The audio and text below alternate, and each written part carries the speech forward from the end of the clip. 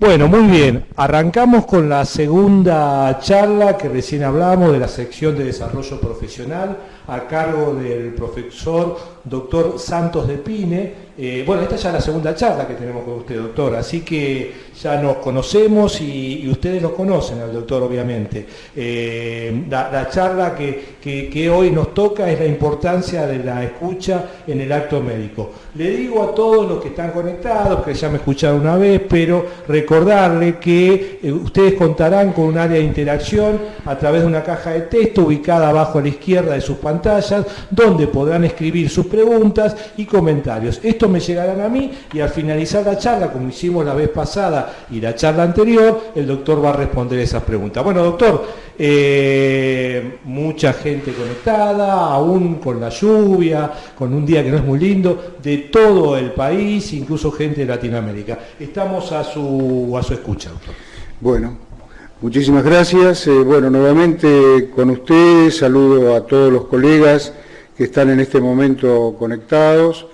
Y la idea de desarrollar esta charla tiene de alguna manera relación con la primera charla que dimos, que estaba focalizada con la relación médico-paciente, y en este caso estamos ampliando cuando hablamos de la escucha en el acto médico, y al acto médico lo vamos a potenciar a todos los espacios en los cuales actuamos los médicos, y por otra parte quise darle un foco, porque si no es un tema lo suficientemente amplio que si no lo focalizamos en algo suele ser dificultoso de entender. Y entonces preferí darle un foco en la evitación del error. Y en ese sentido me gustaría comenzar con dos imágenes de un atleta que ustedes ubicarán muy bien, que es el que llamaban el hijo del viento, Michael Jordan, que realmente ha sido uno de los basquetbolistas de la NBA más importantes y uno de los más importantes del mundo, y que a pesar de su gran calidad profesional, él tenía un dicho que era el siguiente. Decía: he fallado más de 9.000 tiros en mi carrera, he perdido casi 300 partidos. 26 veces han confiado en mí para tomar el tiro que ganaba el partido y lo he fallado. He fracasado una y otra vez en mi vida y es por eso que tengo éxito. Y me pareció interesante poner esta reflexión porque es perfectamente adaptable a nuestra actuación como profesionales médicos o profesionales del equipo de salud, que permanentemente estamos muy cercanos a la posibilidad del error, y esto nos genera la enorme posibilidad del aprendizaje. Reconocer el error como una posibilidad de aprendizaje es una de las cosas más importantes que podemos tener los seres humanos en general, en cualquiera de las profesiones, y nosotros en lo que significa la actuación médica. Ahora, si nosotros el error lo transformamos en eventos adversos, la pregunta es, ¿qué son estos eventos adversos? Y entonces podemos definirlos de la siguiente manera. Son lesiones o complicaciones involuntarias que ocurren durante la atención médica. Pueden demorar el alta, producir incapacidad o la muerte del paciente. Pero lo más importante a tener en cuenta es que son uno de los factores más importantes de financiamiento del sistema de salud, porque siempre incrementan los costos y que son los llamados costos de la no calidad. Entonces, a todo lo anterior, que significa el impacto directo sobre la persona enferma, sobre la incapacidad o la posibilidad de la muerte del paciente, le estamos agregando un factor que tiene que ver con la sustentabilidad del sistema de salud, que nos contiene a todos los profesionales de la salud y a todas las estructuras de la salud, y que son las que en última instancia nos dan la capacidad de dar respuesta a todas aquellas situaciones de pérdida de salud que nuestras poblaciones tienen.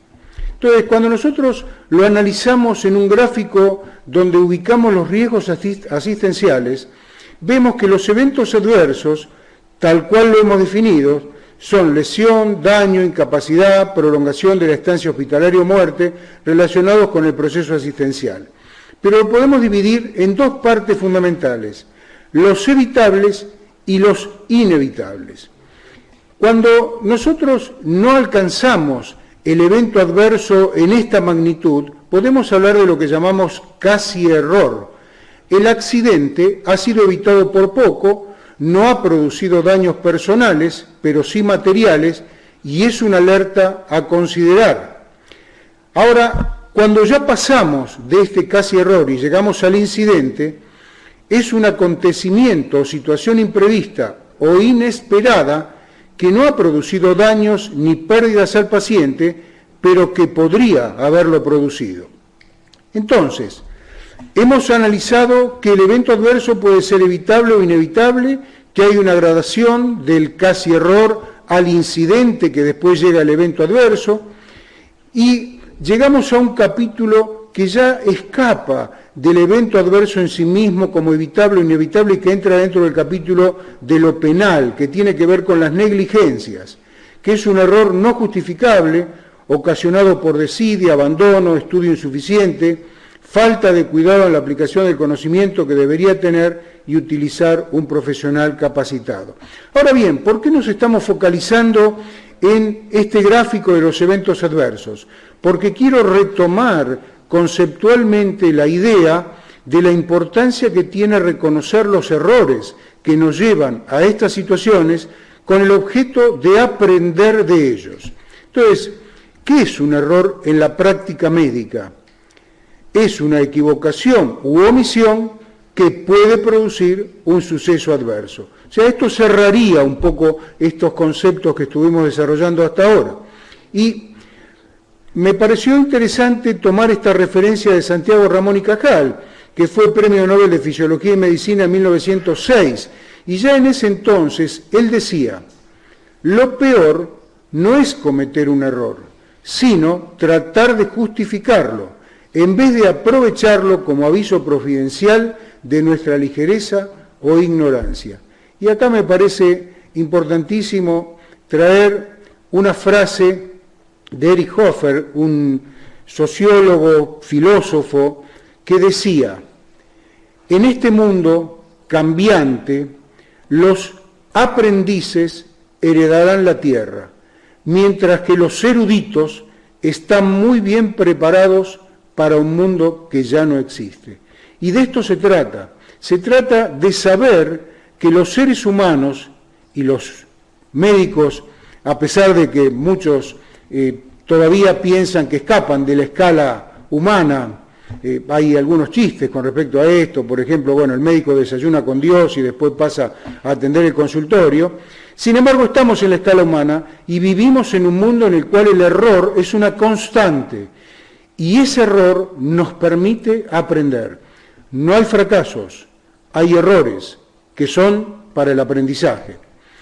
Ahora, cuando nosotros vemos cuál es la magnitud que esto tiene, me parece también que podemos analizar este trabajo, que es un trabajo bastante reciente, del año 2013, que es del British Medical Journal Quality Safety, que habla de la carga global del cuidado médico inseguro en un modelo analítico de estudios observacionales. ¿Qué estudiaron los autores? Ellos estudiaron 421 millones de hospitalizaciones.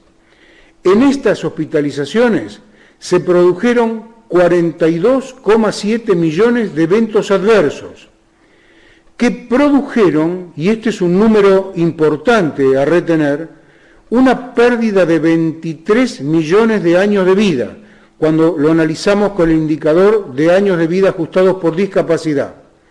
Pero, y esto nos debe alertar muchísimo a los profesionales que estamos trabajando en los países de América Latina, los países de ingresos bajos y medianos presentan la 2/3 parte de los eventos, a pesar que nosotros sabemos que existe poca accesibilidad al cuidado de la salud en muchos de nuestros países, que existe una alta carga de enfermedad, incluso en algunos países, los más empobrecidos, los que tienen menor capacidad de desarrollo, con la gran coexistencia que existe en este momento con enfermedades endémicas, infecciosas todavía, y con la gran carga de enfermedades crónicas no transmisibles, prevalentes, como diabetes, hipertensión, enfermedades cardiovasculares, cáncer, etcétera, que presupone una doble responsabilidad gubernamental en estos países, pues deben atender estas enfermedades endémicas y deben atender además estas otras enfermedades con esta enorme carga de enfermedad.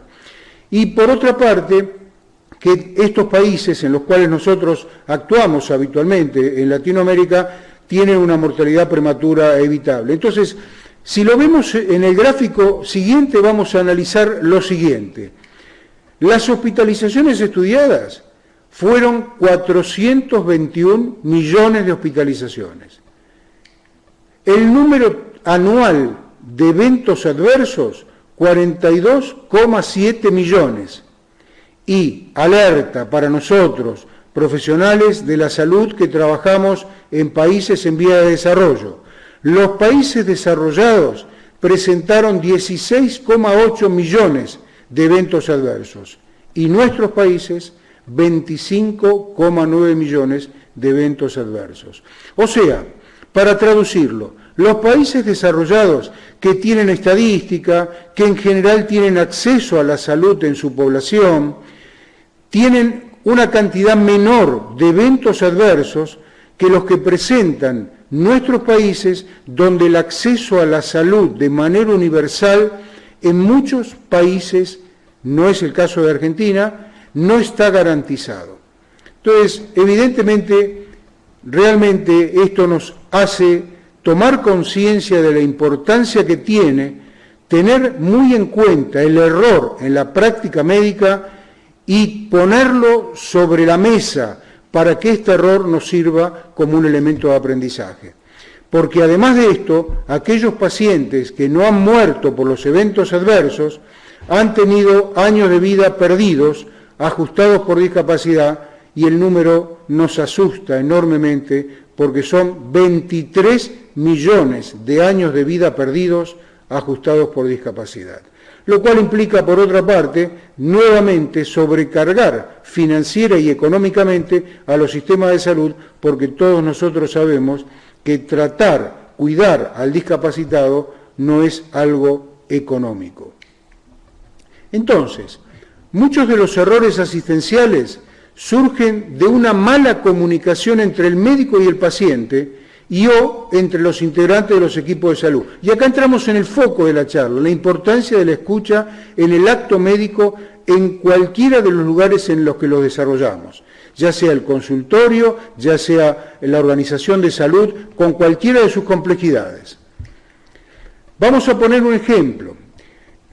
Una relación médico-paciente inadecuada, ya sea por escaso tiempo, mala escucha, por utilizar un modelo biomédico y no una visión holística del paciente.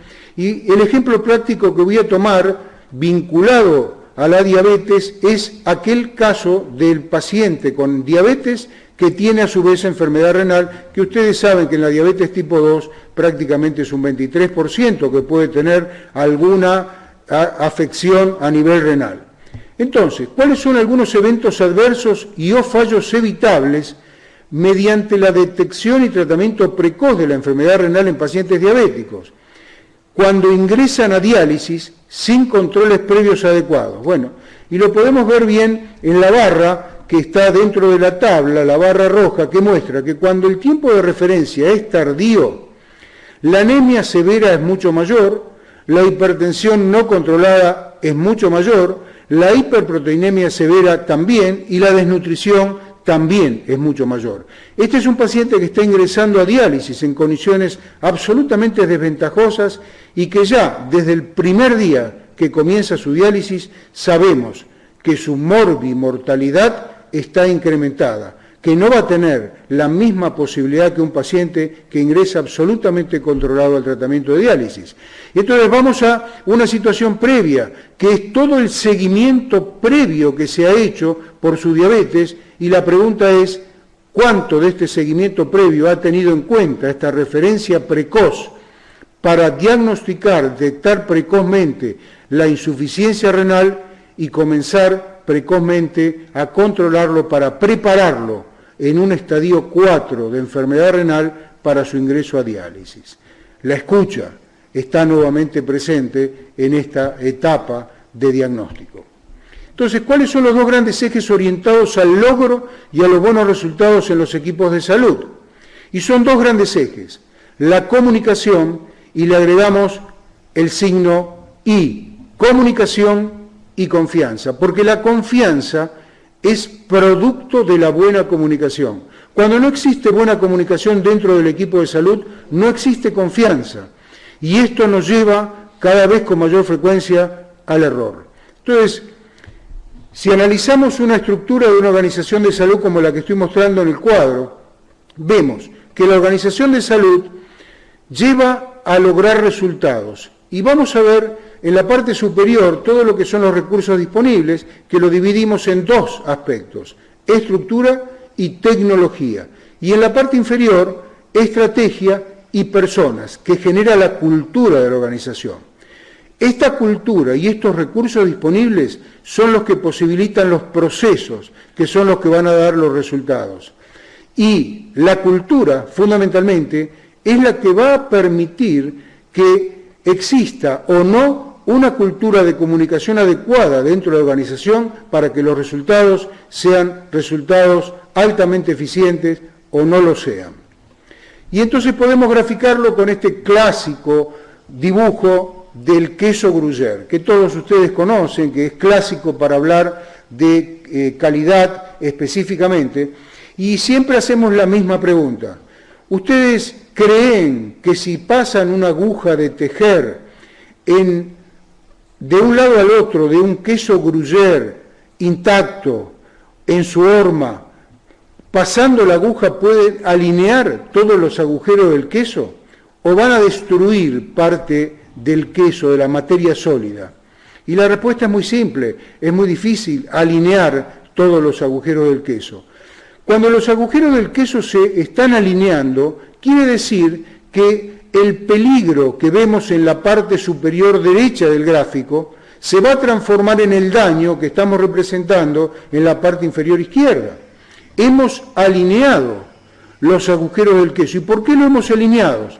Porque hay una gestión de la información inadecuada, con una comunicación intra y extra equipo inadecuada, porque hay factores de proceso que tienen fallos organizativos y operativos en los diferentes pasos, porque los factores ambientales están incidiendo, ruido, espacio, mobiliario, y porque hay una ausencia de liderazgo en la cultura de la organización con respecto a la seguridad, que tiene que ver fundamentalmente con que no estamos aprovechando el error, no estamos aprovechando la comunicación para poder poner ese error, discutirlo, trabajarlo y en función de esto aprender y utilizar la escucha, escuchar al otro, a mi compañero del equipo de salud, cualquiera sea su rol que desempeña, respetándolo como un legítimo otro a los efectos de aprender de estos errores.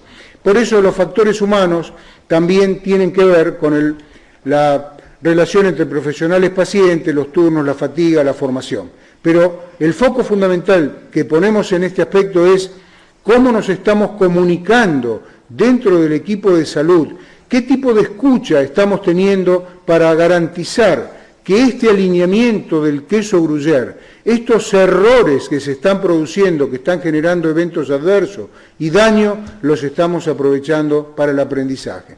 Entonces vale la pena analizar este estudio hecho sobre 1.500.000 incidentes, que muestra lo siguiente, que cada 300 incidentes sin daño se producen 30 eventos adversos leves, y cada 30 eventos adversos leves se produce un evento adverso grave.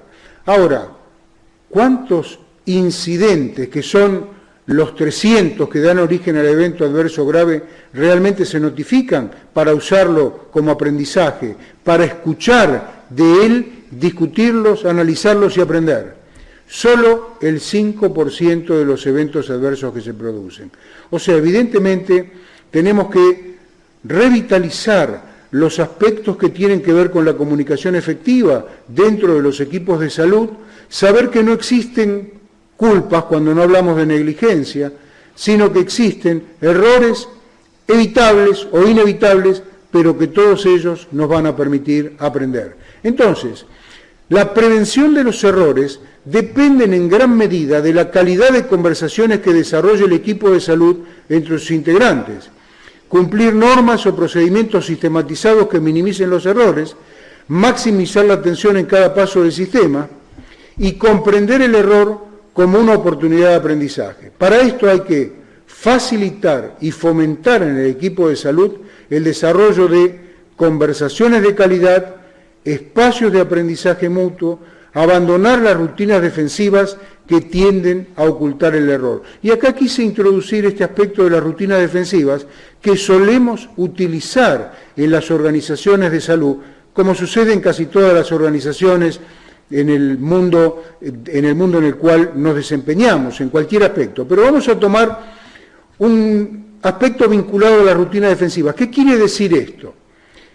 Y lo muestro en este gráfico.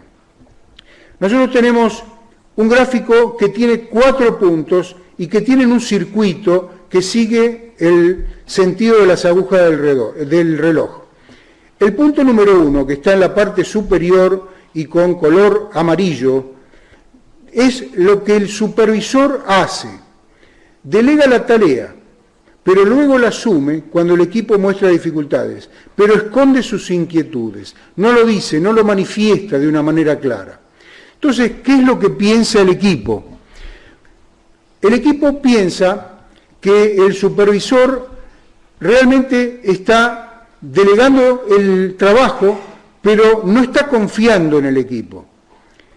Entonces, a su vez, en este circuito, ¿qué es lo que hace el equipo? Intenta imaginarse lo que el supervisor quiere, pero no toma iniciativa propia, esconde sus inquietudes. Por lo tanto, el equipo nunca va a poner en evidencia el error, porque piensa que esto puede ser motivo de una culpa o motivo de un castigo. Y en realidad, acá es donde comienza a fallar el sistema. Esconde sus inquietudes, no toma iniciativa propia. ¿Y qué hace el supervisor? Valora el involucramiento del equipo, pero duda de sus competencias. Y teme poner al equipo en una disposición defensiva. Y el circuito vuelve a cerrarse. Porque en los ángulos superior izquierdo y en el ángulo inferior derecho está lo que motiva todo este circuito de rutinas defensivas, que son los juicios, que son las opiniones, que son los prejuicios, en todo caso, me van a castigar por el error que hice, y todas las emociones que se ponen de manifiesto, ya sea desde la supervisión o también desde el equipo de salud. Entonces, llegamos a lo que llamamos la rutina defensiva del callar, que es la peor rutina defensiva que podemos desarrollar en un equipo de salud, que es callo y no digo que callo. Aparece el error, callo y no digo que callo, lo oculto. Y esto lleva a que volvamos a reiterar los errores y que cada 300 incidentes tengamos 30 eventos adversos leves y un evento adverso grave que puede llevar incluso a que haya mortalidad en los pacientes. Y lo otro que puede aparecer es lo que llamamos incompetencia competente. Esto fue descrito por Chris Argyris en el año 1996 y que lo vemos mucho en los equipos de salud. La acción de los miembros del equipo produce resultados contraproducentes a sus intenciones. Cometen errores sin ser conscientes de ello. ¿Pero por qué hacen esto? Son incompetentes porque aplican competentemente sus teorías en uso, cayendo en las trampas de la competencia. Traduciéndolo, yo sé cómo son las cosas, siempre hice esto de esta manera, ¿por qué voy a cambiar ahora? Y aparece entonces el error y yo sigo siendo competente con la teoría en uso que yo tengo y no estoy abierto al aprendizaje, a una nueva situación, a una nueva variable que aparece y sigo repitiendo el error en esta incompetencia competente. ¿Y esto por qué? Porque el ser humano tiene 3 espacios declarativos, un espacio corporal, un espacio emocional y un espacio lingüístico, que es lo que nos constituye como persona, el cuerpo, la emoción y el lenguaje, que tienen que estar en absoluta coherencia, y cada uno de ellos impacta en el otro. Estos 3 espacios que tenemos los seres humanos, en el mundo interpretativo en el que vivimos, donde nosotros lo que hacemos es interpretar permanentemente los hechos, no sabemos cómo son las cosas, solo sabemos cómo las interpretamos, nos dan, a través de nuestra interpretación, las distinciones en el mundo, nuestro sentido de la vida, y nos permite coordinar acciones con los otros, que el otro también está interpretando. Y esta coordinación de acciones nos permite generar un espacio de aprendizaje nuevo, porque en la interpretación del otro se puede incrementar mi propia interpretación del hecho que estamos observando. Y esto, cuando nosotros partimos de este mundo interpretativo, aparecen las conversaciones en esta coordinación. Las conversaciones que tienen que ver conmigo mismo, mi conversación interna, y la conversación con el otro. Todas estas conversaciones nos abren o cierran posibilidades, nos inmovilizan o nos llevan a la acción. Por ejemplo, cuando nosotros nos planteamos que una situación es difícil de modificar. Por ejemplo, poner los errores en evidencia para aprender de ellos. Y esto nos inmoviliza, nos llevan a la inacción. Entonces, vale la pena recordar esta frase que dice, no hay imposibles. Lo imposible es lo posible que nadie realizó antes. Y se los pongo como ejemplos. Durante más de 100 años se pensó que no se podía avanzar en visualizar a través del microscopio las partículas que podíamos analizar a través de la microscopía electrónica. Recientemente, hace muy pocos años, muy pocos, se le dio el premio Nobel a 3 físicos que desarrollaron el nanomicroscopio, que permite ver hoy partículas que era imposible, entre comillas, ver antes, porque no hay imposibles. Lo imposible es lo posible que nadie realizó antes. Ahora, cuando nosotros conversamos con el otro, ¿cómo creemos que conversamos? Y esto lo tenemos graficado en estos 2 triángulos. Tenemos la base de los triángulos que están enfrentadas, que es lo que creemos que estamos manifestando cuando hablamos, que es el espacio público, lo que decimos, lo que sale de nuestra boca. Y lo privado, que está representado en la parte más chica del triángulo en color celeste, que sería lo privado, lo que forma parte de la conversación, pero que no estamos diciendo, que estamos pensando mientras estamos hablando. A lo que estamos pensando, que estamos diciendo, lo llamamos columna derecha. Y lo que pensamos y no estamos diciendo, lo llamamos columna izquierda. Esto es lo que creemos, pero ¿saben cuál es la mala noticia que tengo para darles? Que en realidad, cuando conversamos, lo que realmente sucede es esto, que lo que decimos tiene la menor parte de la conversación. La columna derecha es lo menos importante en nuestra conversación. Lo que no decimos, que es la columna izquierda, que es lo privado, es lo que está en nuestra mente. Y el aprendizaje más importante que debemos hacer, todos aquellos que tenemos que trabajar en equipo, es aprender a trasladar lo que está en la columna izquierda a la columna derecha para poder manifestarlo y poder crecer en el equipo, diciendo aún aquello que puede no ser lo que los otros están esperando que digamos, que en última instancia es la columna derecha, es aquello que no me trae conflictos.